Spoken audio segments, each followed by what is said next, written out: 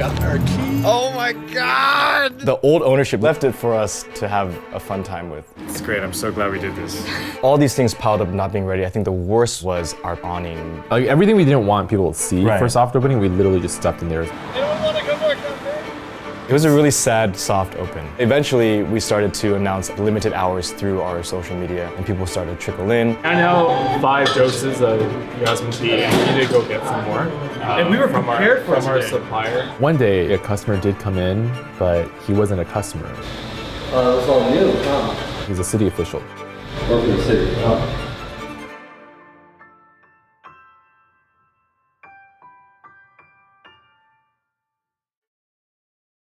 Hello, how are you? This is our soft open. So we've been open for a few weeks now. We were just excited to see anyone coming through the doors, but he wasn't a customer. So yeah, just did a little, it's all new, huh? He was like looking at the menu. He's like, oh, what's this? What's this? Oh, when did you guys open? Like asking very general first timer questions. Yeah. And we were just being really friendly. And then he pulls out the business card. Work for the city, huh? We froze. My heart sunk and I was like, why is someone from the city here? We figured out later that the reason he was here is because he was driving by, he saw the blue tarp around our awning. He told us that this wasn't secure, and ultimately they told us that they zoned our patio as like a hazard. So the public couldn't be walking under it, and that's why we needed to shut down. And we were trying to like kind of argue with them like, hey, it's just our soft opens. And we wanted to make it look clean, and that's why we're putting things behind the curtains. And it's not official, so can't we stay open? He's like, nope, you guys gotta fix this whole awning situation before you guys can officially open. My heart's about to beat out my chest right now, but I'm trying to keep it cool because his car's still there. We got nothing to hide. It's more just like, it's always very nerve-wracking when someone official is coming in to like knock on the walls. That was a huge blow, and we basically had to shut down for an additional month. Even though everything on the inside was done, now we had to go through this entirely different process. Eventually, through a lot of difficult conversations and a lot of red tape, we finally got the permission to just take it down. Any last words? Bye, gate. Bye, patio. You've been really good to us. It's been a great what? It's been a great patio. It's been good job, patio. Finally. It actually doesn't look too bad right now. Oh, whoa. Is that all that rotten? Yeah, do you want to see why it's leaking right here? So it's because this water outlet was supposed to be connected. Oh my god. It was never, so it was just like... Oh my god. I think for a while we were thinking about should we just reinforce it and keep it up, but eventually we're just like, you know what, let's just get rid of it and not have to deal with this headache. Yeah, this patio looks so different from when we first got it. God. So close, guys. Oh, shit.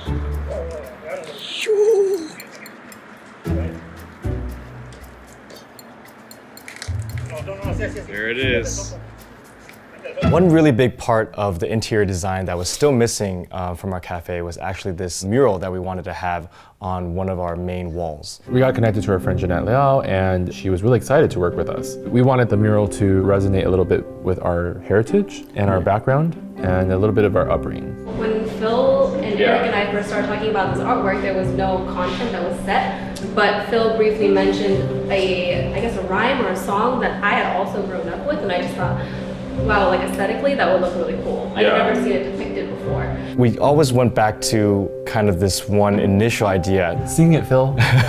Doing a mural that's based off of this Chinese nursery rhyme that's about 2 tigers. 2只老虎，2只老虎，跑得快，跑得快，一个没有眼睛，一只没有耳朵，真奇怪。 Your parents sang it to you when you were a child. So when you were 3, 4, or 5 years old, you learned the song. The design that she made for it was really great and reflected a lot of things that we wanted. Well, I think it was actually fun for us to talk about our shared childhood narratives and pull from it. I think that's something that'll be a big conversation starter for people coming into the cafe and seeing imagery that reflects on their upbringing, their childhood or their family background. So that's what we're hoping for, that our conversation ends up being the customers' conversations too when they come in. So this was all happening while we were shut down. We were trying to make the best out of this kind of like dark period of time that we were working with the city and working with the landlords and everything.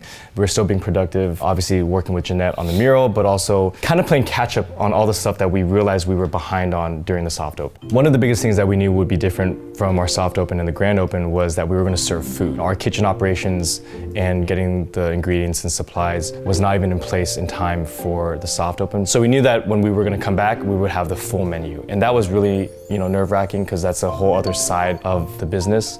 Wait, where's the paper straws? I know, it's coming. We were even thinking about little details like, what type of straws and plateware we were going to use. Being eco-friendly was something that was always really important to us from the very beginning. Unfortunately, during our soft open, we had to just buy whatever straws were at the supermarket. But every time someone threw away a cup, I would just feel really sad and I would see a little turtle. So I was like, okay, we got to make sure that, when we reopen, we have all these other things in place. But there's a cost to it. I saw little turtles, you saw dollar signs. I saw dollar signs because, eco-friendly products are 5x more than plastic. So ultimately we have taken steps in the right direction, but we also know that there's a lot more that we can do.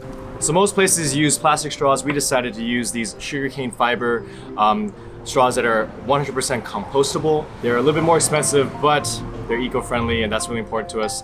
We're actually going to be making the change over to bamboo fiber straws though, because those will be biodegradable, which is even better. But even better than these single-use straws is actually having reusable ones, which we actually just got our shipment today of these custom Bopomofo metal straws. This is the large one for the boba balls.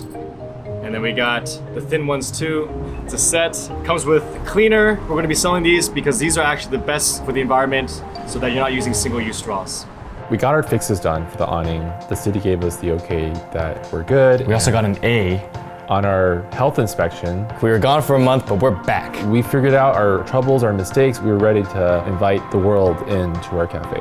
Right, so we picked a date, March 9th. As like the big official date. I remember I was super nervous. I didn't even want to go out there. I was scared to go out there because I didn't want to be front facing so much. Right. As soon as the doors opened, the music started playing, people were smiling. It was great, and the turnout was great. How many people came? I feel like we had like the entire city come out. Honestly, like we had a line like out the door to the sidewalk. A lot of anticipation for us to officially open. So much energy throughout the day. We had so many friends visit us. I know, we gotta fix that All right? Really, really good. Are you serious? I swear to God. I mean, swear to God. If I can make him smile, that means it's real. Yeah. Grand opening, we had an identity, I think, versus like before, because we had our shirts done, we had some cups done, we had things that are on the patio like cornhole that we put out. Our mural outside was done. People who came here, they knew they're coming to Bopomofo versus coming to a place where it was kind of sketchy. Kind of sketchy, like no sign, no patio, or whatever. The kitchen's killing it, the front counter's killing it. And it's only 1:30. Yeah, and so we're so grateful everyone came through. We've been putting out the tickets like on time, and like everyone's in a good mood. And we have like 8 more hours to go. Yeah. Well, we just want to check in. We got to get back in there, but I'm really proud of you, man. Thank you, Phil.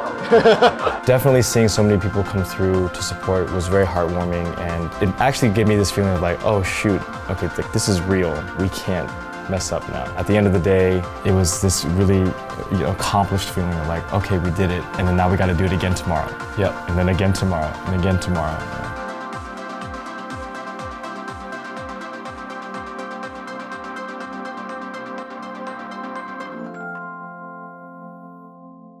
As of today, recording this, we've actually been open for officially 4 months. There's still some really, really challenging days. We still have so many people coming through. I feel like I'm in this emotional, tug of war with the cafe constantly. To me, I feel like we're constantly learning. There's just so many things that we don't know about. I think that's what makes it exciting and that makes us want to do it more, is that, every day is a new day and that we don't become complacent and we want to continue serving our customers. We've had people from all over the world that put Bopomofo as a tourist destination. People come by, and that's been so rewarding to know that people are coming to San Gabriel, coming to the 626 and our cafe as part of their vacation. I just can't believe it's actually spread that far.